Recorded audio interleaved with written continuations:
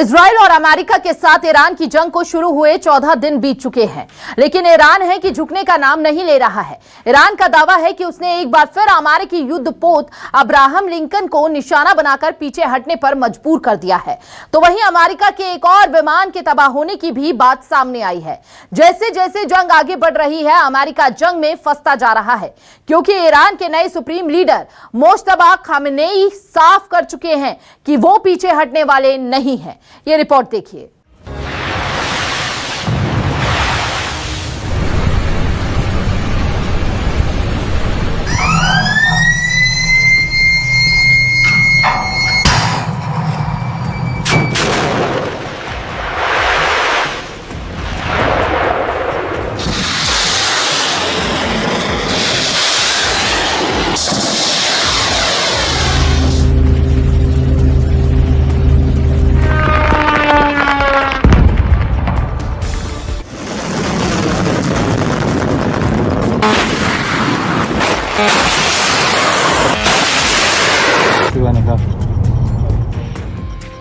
पश्चिम Asia में महायुद्ध जारी, भीषण जंग में ईरान पर रहा भारी।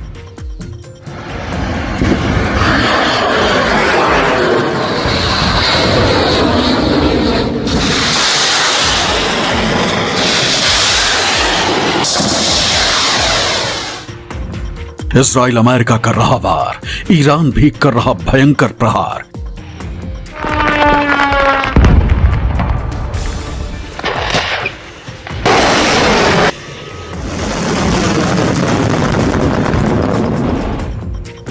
ईरान का अब्राहम लिंकन पर फिर हमला, क्या अमेरिका लेगा इससे बड़ा बदला?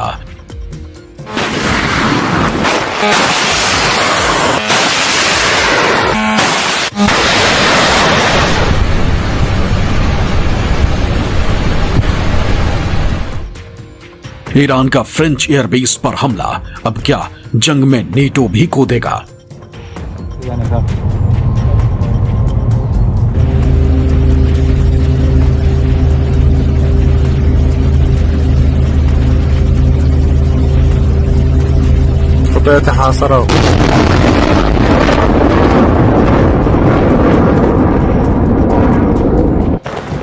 ईरान और अमेरिका इस्राइल के बीच पश्चिम एशिया में भीषण जंग जारी।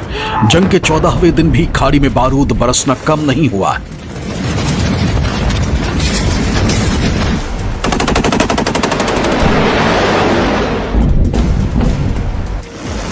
इस्राइल और अमेरिका के हर वार पर ईरान पलटवार कर रहा है।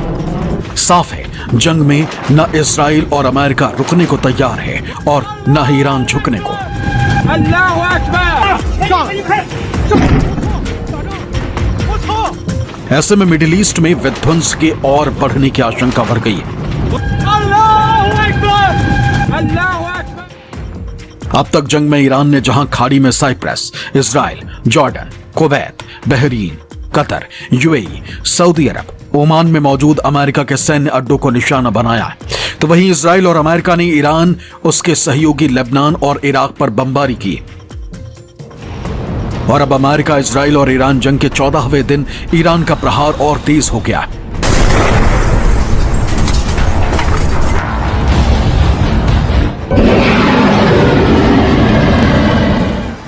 इस बीच ईरान की तरफ से दावा किया जा रहा है कि उसने समंदर में तैरता किला कहे जाने वाले अमेरिका के एयरक्राफ्ट कैरियर अब्राहम लिंकन को एक बार फिर अटैक किया।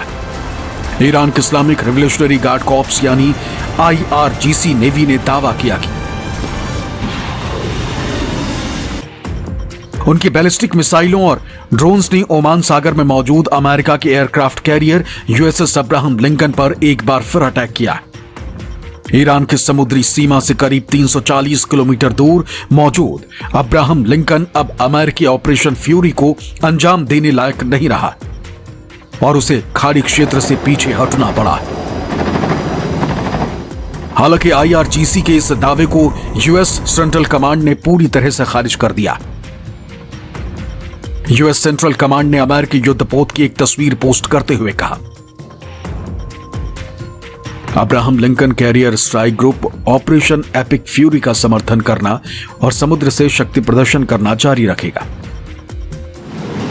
बता दें कि यूएसएस अब्राहम लिंकन अमेरिका के कैरियर स्ट्राइक ग्रुप 3 CSG-3 का हिस्सा है, जिसमें एक न्यूक्लियर पावर्ड एयरक्राफ्ट कैरियर के साथ कई युद्धपोत और पनडुब्बियां शामिल होती। जाहिर है अब्राहम लिंकन अमेरिका की बड़ी ताकत है।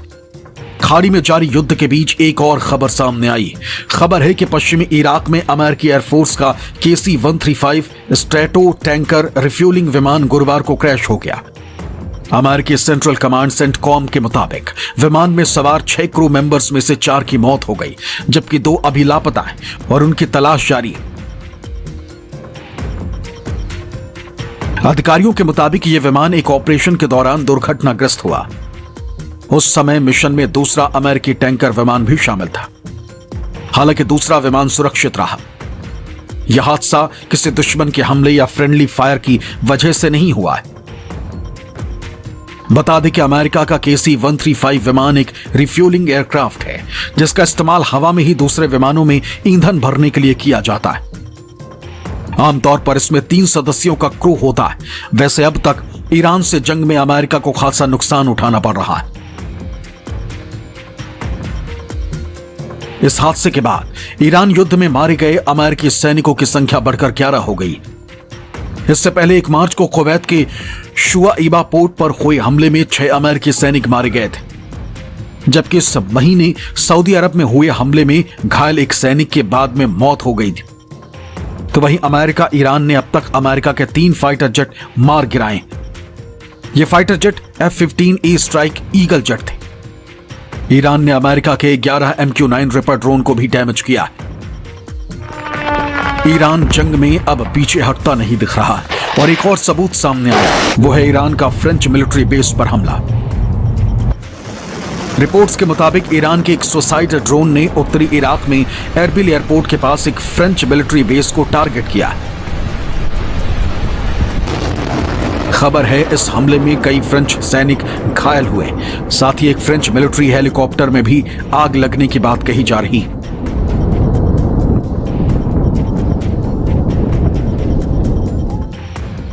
फ्रांस के राष्ट्रपति इमैनुअल मैक्रों ने ईरानी हमले की पुष्टि भी कर दी। एक्स पर पोस्ट में मैक्रो ने कहा कि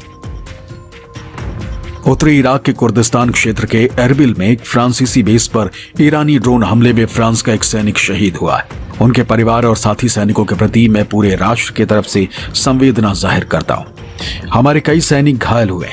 फ्रांस उनके साथ कंधे से कंधा मिलाकर खड़ा है।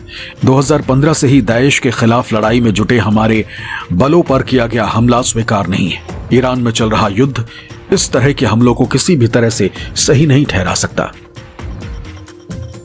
दरअसल फ्रांस नेटो का सदस्य है। ऐसे में फ्रांस के बेस पर हमला इस जंग के विस्तार को और बढ़ा सकता है। आशंका है कि इस हमले के बाद नेटो देश भी इस जंग में कूद पड़े। इधर युद्ध के बीच ईरान में शुक्रवार को अल कुद्स डे के मौके पर बड़ी रैलियां निकाली गई। यह दिन हर साल फिलिस्तीन के समर्थन में मनाया जाता है। इस बार देश के कई शहरों में हजारों लोग सड़कों पर उतर आए। लोग झंडे लहरा रहे थे और ईरान के नए सुप्रीम लीडर मुस्तफा खामनेई और उनके पिता अली खामनेई की तस्वीर लेकर चल रहे थे। रमजान के आखिरी शुक्रवार को तेहरान में हुई कुद्स डे रैली के दौरान राष्ट्रपति मसूद पेजेश्कियान भी लोगों के बीच पहुंचे। इस दौरान लोगों ने उनके साथ तस्वीरें खिंचवाकर उन्हें अपना समर्थन दिया। रैली के दौरान तेहरान में एक साथ कई धमाकों की आवाज सुनी गई। इजराइल और अमेरिका के हमले का ईरान जवाब दे रहा है।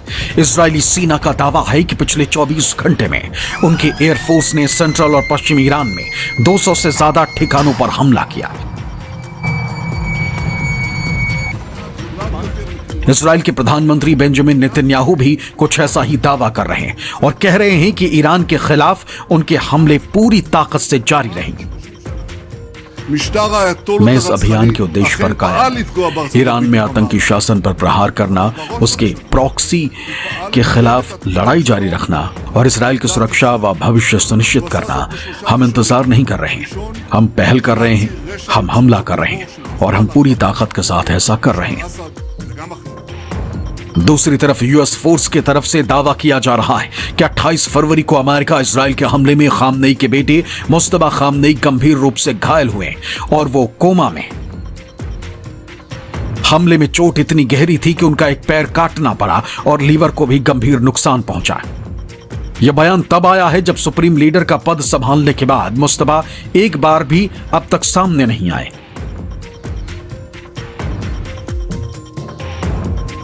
दूसरी तरफ अमेरिकी राष्ट्रपति डोनाल्ड ट्रंप ने बुधवार को G7 देशों के नेताओं के साथ हुई वर्चुअल मीटिंग में एक बड़ा बयान दे डाला।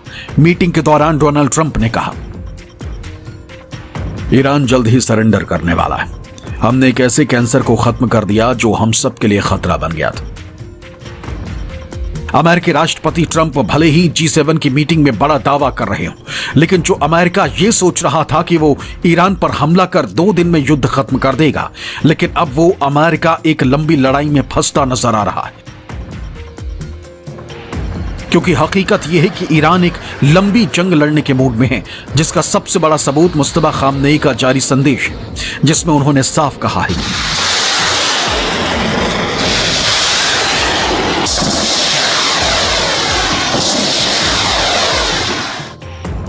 किसी की भी शहादत को भुलाया नहीं जाएगा। हम शहीदों और बच्चों की मौत का बदला लेंगे। जब तक पिता अयातुल्लाह अली खामनेई की मौत का बदला पूरा नहीं हो जाता, तब तक ये युद्ध जारी रहेगा और मिडिल ईस्ट इस अनचाही जंग की आग में झुलसता रहेगा। स्टेट ऑफ होर्मुज़ भी बंद रहेगा। मिडिल ईस्ट से अमेरिका के सारे सैन्य बेस तत्काल खाली होने चाहिए। मुस्तफा खामनेई का यह संदेश साफ जाहिर करता है कि ईरान अब इस जंग में पीछे हटने के मूड में नहीं। आखिर बात उसके अस्तित्व की है और इसलिए ईरान खाड़ी में अमेरिकी सैन्य अड्डों को धुआं धुआं कर रहा है। Bureau report, news 24।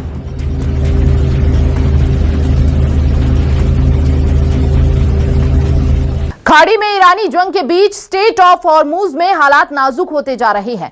ईरान के हॉर्मुज के रास्ते पर पाबंदी लगाने के बाद कई देशों के सामने तेल और गैस की सप्लाई का संकट मंडराने लगा है। साथ ही उनकी अर्थव्यवस्था पर भी गहरा असर पड़ रहा है और यही वजह है कि यह देश अमेरिका पर युद्ध रोकने का दबाव बना रहा है, क्योंकि इन देशों का तेल और गैस अब भी स्टेट ऑफ हॉर्मुज में फंसा है, जिनमें भारत भी शामिल है। ये रिपोर्ट देखिए।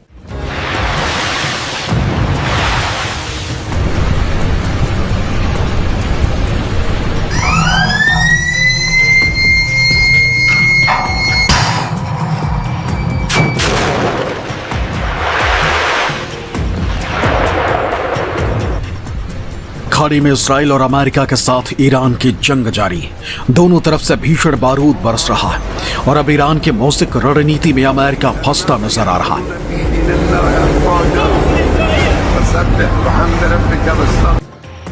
ईरान जहां बदला लेने की बात कहते हुए जंग की शुरुआत बता रहा है, तो ट्रंप जल्द ईरान के सरेंडर करने का दावा कर रहे हैं। लेकिन इन सब के बीच स्टेट ऑफ होर्मुज़ में हालात पहले से नाजुक होते जा रहे हैं। इजराइल और अमेरिका के जंग के बीच ईरान ने जो जवाबी कार्रवाइयां की, उनमें से एक स्टेट ऑफ होर्मुज़ को बंद करना। जाहिर है, स्टेट ऑफ होर्मुज़ जैसे जलमार्ग के बंद होने से वैश्विक स्तर पर तेल और गैस की सप्लाई चेन बुरी तरह प्रभावित हुई है।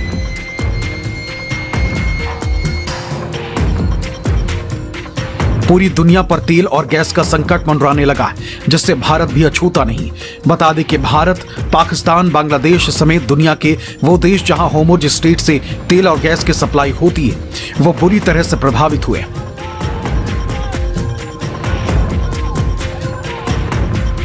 जिसका सीधा असर उनकी अर्थव्यवस्था पर भी पड़ रहा है। यही वजह है कि दुनिया के कई देश अमेरिका पर युद्ध को बंद करने का दबाव बना रहे हैं। अमेरिका पर भी इसका असर पड़ा और ट्रंप की राजनीतिक स्थिति इससे काफी कमजोर होती नजर आ रही। अब सवाल यह है कि होर्मुज़ स्ट्रेट के बंद होने का कितना बड़ा संकट हो सकता है, तो अब वो भी समझ लीजिए। ईरान ने होर्मुज़ स्ट्रेट से किसी भी समुद्री जहाज के गुजरने पर पाबंदी लगा दी। अंतर्राष्ट्रीय ऊर्जा एजेंसी IEA के मुताबिक 2025 में प्रतिदिन करीब 20 मिलियन बैरल क्रूड ऑयल और तेल उत्पाद इस रास्ते से होकर गुजरे थे। इसके अलावा समंदर से पैदा होने वाले तेल का 25% हिस्सा भी इसी रास्ते से गुजरा। IEA का कहना है कि अगर स्थितियां सामान्य नहीं हुई तो तेल और लिक्विड नेचुरल गैस LNG की आपूर्ति पर बुरा प्रभाव पड़ेगा। ईरान खाड़ी देशों की रिफाइनरियों पर भी हमला कर रहा है। इसने भी कच्चे तेल का संकट और गहरा दिया। हाल में ईरान ने बहरीन में सरकारी ऊर्जा कंपनी बाप्को के तेल रिफाइनरी पर हमला किया था। इस हमले के बाद रिफाइनरी को बंद कर दिया गया। ईरान के नए सुप्रीम लीडर मुस्तफा खामनेई ने अपने बयानों में कहा था कि होर्मुज को बंद रखा जाएगा। इसी बीच होर्मुज में समुद्री माइंस बिछाने की भी खबरें आई, जिसकी वजह से आवाजाही बिल्कुल ठप है। हालांकि अमेरिका ने दावा किया है कि ईरान के बिछाए गए कई समुद्री माइंस को उसने उड़ा दिया। We don't want to leave early, do we? We got to finish the job, right? Over the past 11 days, our military has virtually destroyed Iran. Tough country. युद्ध एक ऐसे मोड़ पर है जहां सैन्य नुकसान से ज्यादा बड़ा आर्थिक नुकसान हो रहा है और ऐसे हर प्रभावित देश व्यक्तिगत रूप से ईरान से संपर्क कर रहे हैं ताकि उसकी आपूर्ति से जुड़े टैंकर्स को स्ट्रेट ऑफ होर्मुज से निकलने दिया जाए।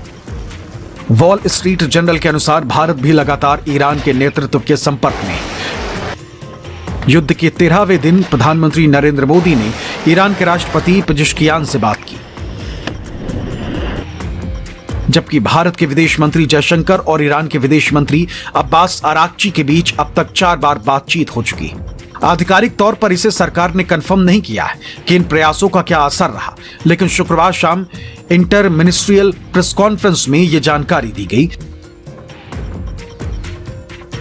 कि स्ट्रेट ऑफ होर्मुज के पूर्व में खड़े 4 भारतीय ऑयल टैंकर्स में से एक जग प्रकाश को वहां से निकलने की इजाजत मिल गई, लेकिन पूर्व में अभी भी 3 भारतीय ऑयल टैंकर्स खड़े, जिसमें 76 नाविक सवार हैं। स्ट्रेट ऑफ होर्मुज के पश्चिम में 24 भारतीय तेल टैंकर खड़े, जिनमें 677 भारतीय नाविक सवार हैं। बताया जा रहा है कि 40 मिलियन बैरल कच्चा तेल और एलएनजी का स्टॉक भारत का होर्मुज में फंसा हुआ है।